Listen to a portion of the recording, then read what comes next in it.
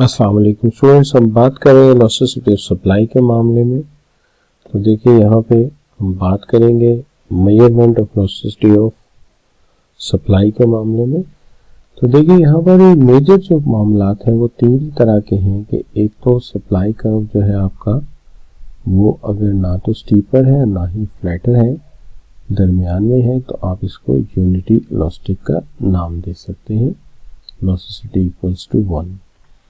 लेकिन अगर greater than unity हो तो आपकी इलास्टिसिटी सप्लाई कर्व जो है वो बहुत ज़्यादा जो है वो फ्लैट होगी। इसका मतलब है प्राइस में छोटी सी चेंज सप्लाई में बहुत ज़्यादा चेंज ला सकती है, और अगर ये लेस देन 1 है तो ये फिर इन इलास्टिक होगी, जिसका मतलब है कि प्राइस में बड़ी चेंज भी इसमें ज़्यादा चेंज नहीं ला। तो रिपीट करता हूँ, अगर 1 के बराबर इलास्टिसिटी है तो ये ना स्टीपर है ना फ्लैटर है। अगर ये बहुत ज़्यादा फ्लैट है तो वेलोसिटी ग्रेटर देन 1 है, और अगर ये स्टीप है तो वेलोसिटी लेस देन। यहाँ पर अगर आप अब इसके अंदर अगर आप देखते हो तो फार्मूला तो वही फॉलो किया जाएगा, क्योंकि क्या होगा Q2 minus Q1 divided by Q2 plus Q1 by 2, P2 minus P1 divided by P2 plus P1 divided by 2। अब इसे देखिए यहाँ पे assume that an apartment has rented out for this price and now its monthly price is gone for this price 10,000 units available हैं, और अगर in case इसकी price increase होकर $700 हो जाती पर मंथ तो इसकी सप्लाई बढ़ जाती है, जो कि प्रॉफिटेबल हो जाता है, तो सप्लाई बढ़ जाती है और 13,000 हो जाती है। इसको जब हम फॉर्मूला में पुट करते हैं तो कुछ इस तरह की सिचुएशन हमारे सामने आती है।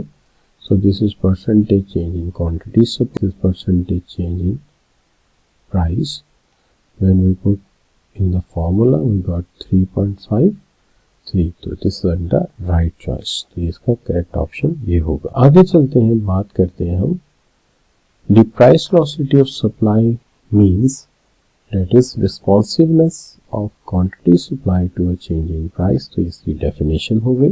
फैक्टर कौन से मैटर करते हैं, हम जानते हैं कि अगर स्टॉक अवेलेबल होगा तो थोड़ी सी भी प्राइस चेंज हो जाएगी तो ये बहुत जल्दी रिस्पॉन्ड करेगी, अगर अवेलेबल नहीं होगा तो इनइलास्टिक हो जाएगी, और अगर रिसोर्सेज स्विचेस हो सकते हैं तो इलास्टिक होगी, नहीं हो सकते तो ये इनइलास्टिक होगी। अगर लेंथ ऑफ प्रोडक्शन लेस होगी, टाइम थोड़ा लगेगा तो इलास्टिक, और अगर लॉन्ग लेंथ होगी तो फिर ज़्यादा वक्त लेगी तो फिर इनइलास्टिक। एंट्री एग्जिट इजी होगा तो फिर इलास्टिक, और अगर डिफिकल्ट होगा तो इनइलास्टिक। ये हो जाएंगे इसके डिटर्मिनेंट्स। अब यहाँ पे लिखा है which one of the following statement about elasticity of supply is not true, जो ट्रू नहीं है। It tend to vary with time, तो ये तो हो सकता है कि वेरी विद टाइम हो। उसके बाद it is measure responsiveness of supply to, तो ये इसकी डेफिनेशन है, ये भी ठीक है। It measure of the change in the supply due to greater efficiency, ऐसा कोई डिटर्मिनेंट हमने नहीं। जबकि tend to higher manufacturing good for the primary goods, तो ये कॉन्सेप्ट हमने पढ़ा है, किसी पे ज्यादा वक्त लगता है किसी पे कम लगता है, तो ये हमने पढ़ा है। तो एनीवे यहाँ पे जो है सी ही ऑप्शन होगा, क्योंकि ये हमने कहीं भी नहीं। अब आगे making homemade candles is easy skill to learn and take just a couple of hours and can produce over Knightley.